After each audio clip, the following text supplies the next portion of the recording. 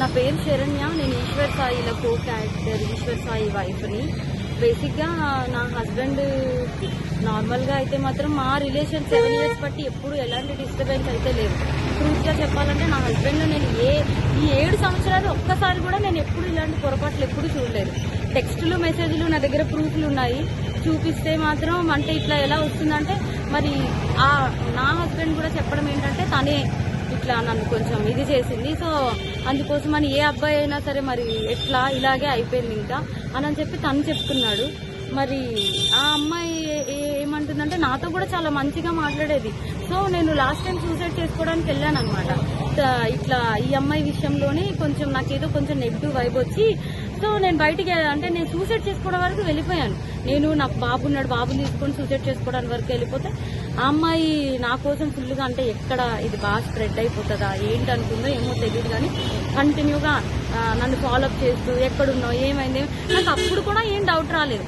తర్వాత చూస్తే మెసేజ్లు ఇవి అవి అన్నీ చూస్తే ఇలా రావాలి, మీ అన్న రావాలి. మెయిన్ వాళ్ళిద్దరికి కలిపి ఒక ఆయన ఉన్నాడు, ఆయన రిత్విక్ అని చెప్పి వాళ్ళిద్దరు మీడియేటర్, అబ్బాయి పర్సనల్ అసిస్టెంట్ ఇద్దరికి. సో అసలు ఆ అబ్బాయి ఫోన్లో ఎన్ని టెక్స్టులు ఇవన్నీ బ్యాకప్ చేసి చూస్తే అసలు చాలా ఇదిగా ఉంది. సో నేనైతే మాత్రం కోరుకునేది ఏంటంటే నా హస్బెండ్ అయితే తప్పైపోయింది, నాకు ఒక ఛాన్స్ అయితే ఇవ్వు అని చెప్పి ఆయన చెప్తున్నారు. కానీ ఆ అమ్మాయి నుండి ఎప్పుడు నేనేం ఫేస్ చేస్తానో తెలీదు. కానీ ఎందుకంటే ఇప్పుడు నాలాంటి అమ్మాయికి అంతమంది ఫాలోవర్స్ ఉండి పైగా నాతో ఇంత మంచిగా ఉండి ఇంత చేసిందంటే వాళ్ళ అమ్మగారి రికార్డు కూడా ఉంది. నేను పొద్దున్న వాళ్ళ అమ్మగారికి ఫోన్ చేసి అడిగితే మా అమ్మాయి అంతే అలాగే చేస్తుంది అని చెప్పి అంటుంది. నా దగ్గర రికార్డు ఉంది. ఫోను స్విచ్ ఆఫ్ అయ్యేటప్పటికి నా దగ్గర ప్రూఫ్ లేకుండా ఉంది. ఆన్ చేస్తే అది కూడా ఇస్తాను. సో ఇట్లాగా ఇప్పుడు నాకు అన్యాయం జరిగింది. నా పేరెంట్స్ మా సిస్టర్స్ వచ్చి ఏదో చేశారు. నా హస్బెండ్ నాతో ఏదో కొంచెం పోలీసులు దీంతో ఏదో మాట్లాడుతున్నాం అవుతుంది. ఇప్పుడు నాలాంటి అమ్మాయి ఒకవేళ వేరే ఒక అమ్మాయి ఎవరైనా దొరికింది అనుకోండి, అమ్మాయి ఇదే స్ట్రెస్ తట్టుకోలేక సూసైడ్ వరకు వెళ్తే ఎంత ప్రాబ్లం. నేను ఇది ఒక్కటే ఆలోచిస్తున్నా.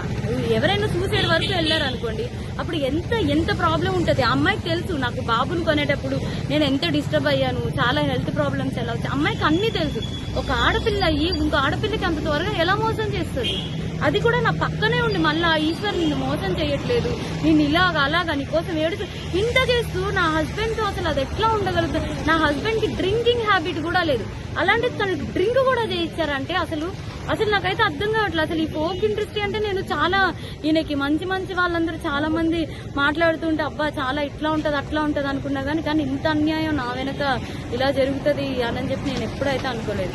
నెక్స్ట్ ఇదేంటంటే ఇట్లాంటి అమ్మాయిని మాత్రం అసలు ఫోక్లోకి వీటిల్లోకి ఎంకరేజ్ చేయకూడదు. ఎందుకంటే ఇప్పుడు నా హస్బెండ్కి జరిగింది, రేపు అన్న రోజు ఇంకో హస్బెండ్ వాళ్ళ అమ్మగారే చెప్తున్నారు కదా డైరెక్ట్ గా మా అమ్మాయి అంతే అని చెప్పి. సో ఇవన్నీ కొంచెం చూసుకొని కొంచెం ఫోక్లోకి తీసుకునేప్పుడు కూడా మనుషుల కోసం నేను మిగతా వాళ్ళని అనట్లేదు, కానీ ఇట్లాంటి వాళ్ళని మాత్రం కొంచెం చూసుకోండి. కాపురాలు పోతాయి, చిన్నపిల్లల లైఫ్లు పోతాయి. కాస్టింగ్ క్యాస్ట్ అనేది బేసిక్లీ ఫిల్మ్ ఇండస్ట్రీలో ఫోక్ ఇండస్ట్రీలో జరుగుతుందనేది ఆరోపణలు ఉన్నాయి. మరి దాని మీద మీ అభిప్రాయం ఏంటి? ఇది కూడా అదే కోణానికి చెందిందా లేకపోతే ఇండివిజువల్? అట్లా ఏం లేదు, నిజం చెప్తున్నాను కదా. మా హస్బెండ్ కి డ్రింకింగ్ హ్యాబిట్ లేదంటే మీరు ఆలోచించండి. నా డెలివరీ దగ్గర నుండి ప్రతి ఒక్కటి నా హస్బెండ్ నన్ను పువ్వుల్లో పెట్టి చూసుకున్నాడు. ఏ రోజు ఇప్పుడు నా హస్బెండ్ విషయంలో 1 minute నేను ఆలోచిస్తున్నానంటే దీనికే. నా బిడ్డను కానీ నన్ను కానీ ఇంత కేర్ గా చూసుకుని అబ్బాయి ఏమంటున్నాడు, ఇప్పుడు ఒక అమ్మాయి వచ్చి నా మీద పడిపోతే నేను ఏం చేస్తా, ఇప్పుడు ఒక షూట్ లో ఉన్న వాళ్ళం మేము అంత క్లోజ్ అయిపోతుంటే నేను ఏం చేయగలుగుతా అంటున్నాడు. అప్పుడు నేను నా హస్బెండ్ చెప్తున్నా నువ్వు చేసింది తప్పు, మరి అమ్మాయి పడితే మరి నీకు తెలీదా? ఆబ్వియస్ గా ఒక అబ్బాయి ఇప్పుడు నీకు పెళ్ళం బిడ్డలు ఉన్నారు, నీకు ఆ మాత్రం తెలీదా అంటే ఇంకా అయిపోయింది ఏదో అయిపోయింది. కానీ ఆ అమ్మాయికి తెలియాలి కదా, ఒక ఆడపిల్ల మరి తనకి తెలియాలి కదా. సో నాకు ఇవన్నీ ఎక్స్ట్రా కోసం అయితే తెలియదు. ఫోక్ కోసం మాట్లాడితే మాత్రం చాలా మంది మంచి వాళ్ళనైతే నేను చూస్తూనే ఉన్నాను కదా, చాలా మంది మంచిగానే ఉన్నారు. కానీ ఇలా పక్కనే ఉండి గొంతు కోసే వాళ్ళని నేను ఇప్పుడే చూసాను. పైగా ఆ అమ్మాయి ఇంత సెలబ్రిటీ లాగా అన్నిట్లో డీలో వీటిల్లో వాటిల్లో ఇంత వచ్చి ఒక ఆడపిల్ల జీవితం ఒక్కసారైనా ఆలోచించాలి. పైగా తనకి బ్రేకప్ కూడా అయింది. తను నాకు చెప్పుకొని కూడా బాధపడితే నేను అన్నాను, మీ బాయ్ ఫ్రెండ్ మీకు ఇట్లా చేసినప్పుడు మీరు ఎట్లా అయితే బాధపడ్డారో అట్లాగే కదా అని చెప్పి కూడా అన్నాను కూడా.